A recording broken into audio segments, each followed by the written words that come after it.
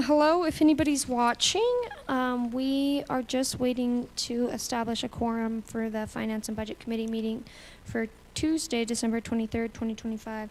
I know one commissioner is on his way, and so just bear with us. Thank you.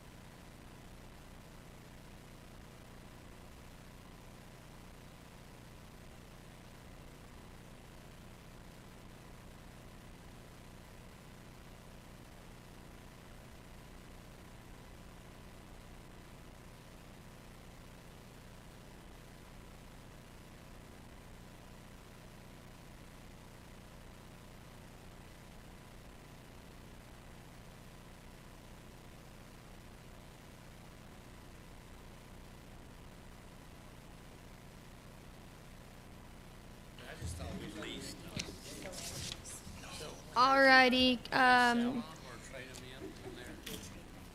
I'm going to call the Finance and Budget meeting to order for Tuesday, December 3rd, 2025. Present are Commissioner Boyle, Commissioner O'Neill, Commissioner Walker, and Commissioner Thatcher. Let the record show that Commissioner O'Leary and Commissioner Shea are absent and excused. We will start with you, Commissioner Boyle. Do you have any questions on the expenditure list? Commissioner O'Neill? Yeah.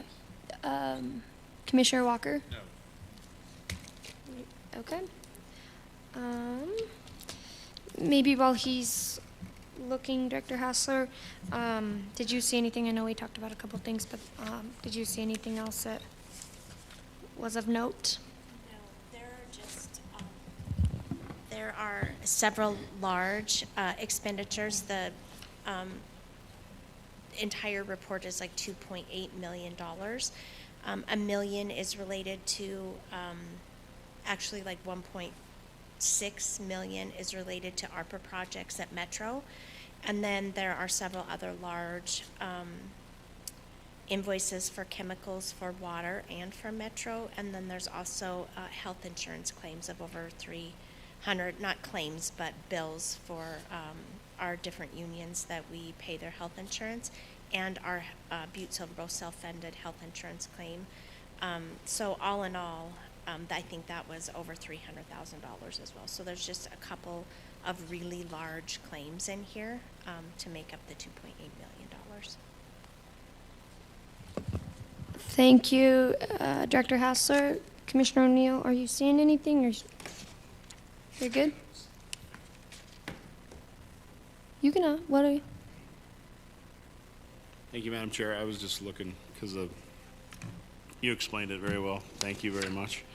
The one I was looking for, if I may, it wouldn't hit this expenditure list. The one there talked about the 200,000 that we talked about last night from I guess regardless, here's my question, but I'll ask it after this because I know it's not in here. Let me do that. Thank you. Perfect. Okay. Okay, if there are no other questions on the expenditure list specifically, I'll entertain a motion. I'd entertain a motion that we reviewed the expenditure list as of Tuesday, December 23rd, 2025, the amount of $2,862,587.24. A motion's been made and seconded. Is there anything on the question? All those in favor? Aye. Against? Motion passes. There are a couple budget transfers. I'm just trying to get them to load on my phone. Maybe. In the meantime, O'Neill, Commissioner O'Neill, did you have, or do you want to wait till it's? Go ahead. Thank you, Madam Chair. So the grants we get, right? So that specifically the grant they were talking about last night, the one that's going to the Phoenix building, like we're just a pass through, right? For that grant.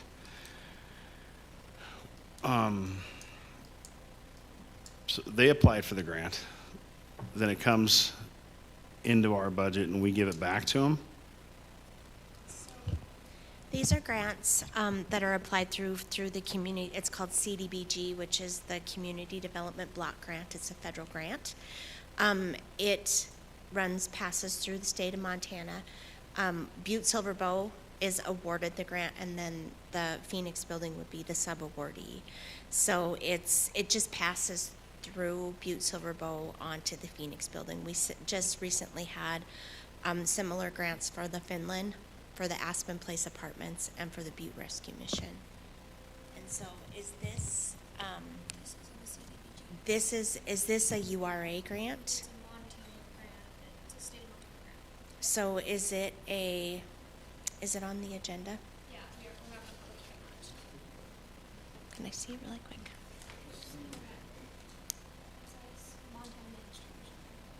Okay, so if a Montana Main Street grant can also be a federal grant. It's not necessarily a state of Montana grant. I'd have to see the paperwork or the grant agreement to see if there's an assistance listing number in there. That's what tells us if it's federal. And all of the grant agreements, if any funding is federal, it has to state that in the contract so that we know that we have to put it on our schedule of federal awards. So I would need to see the contract in order to know if it's federal or if it's state. And I think Director Burns touched on it last night that this specific grant of this program is a state grant, not a federal grant. So. Some other question. Thank you for the information. Every year we go through an audit, correct? Right? I mean, every year the county, we have Newland and Company check our books out. How in depth does that go into the grant portion of that? So it really depends. Any federal grant, assistance listing number. So all of these programs that come from any federal program come with this assistance listing number, and any assistance listing number that has a single or multiple grants that exceed $750,000 are required to be looked at under what's called the single audit portion of our audit with Newland.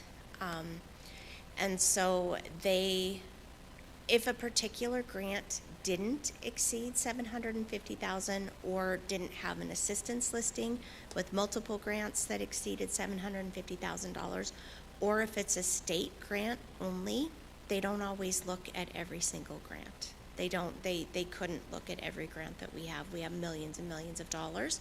So they focus on the high dollar ones or grants that are considered high risk. Like all of the ARPA dollars were considered high risk, so they look at all of the ARPA grants.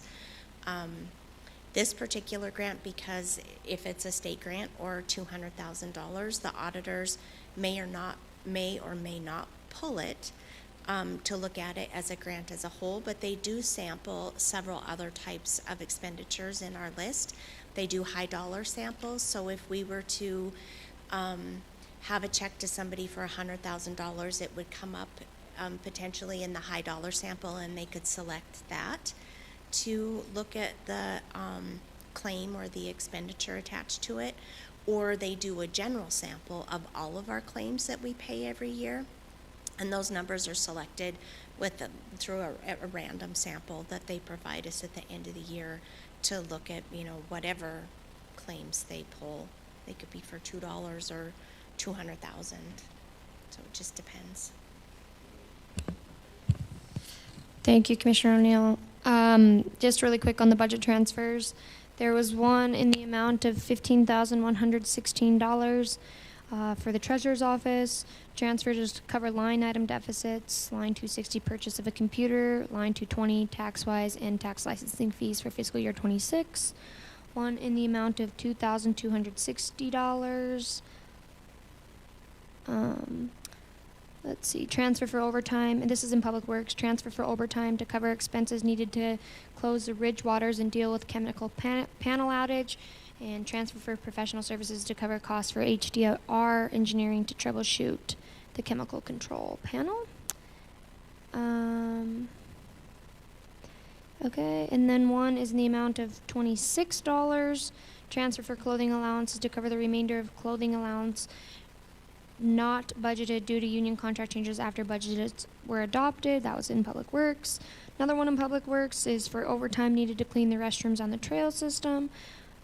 Well, so would that be Parks? So is it Public Works 4604.38. 38? So that is the Greenway. We have an agreement with Greenway to help maintain their trails, and so we have a separate budget for that, and then Greenway makes a transfer into that budget to reimburse owners. Perfect. And then the last one is in the amount of $3,500. Transfer for ticket charges is for bank fees for Square for the Parks and Rec office. Transfer for repair and maintenance services is to cover costs associated with the gate repairs at Stodden Park. Does anybody have any questions on the budget transfers? Okay, if there are no further questions, I would entertain a motion to adjourn. Motion's been made and seconded. All those in favor? Aye.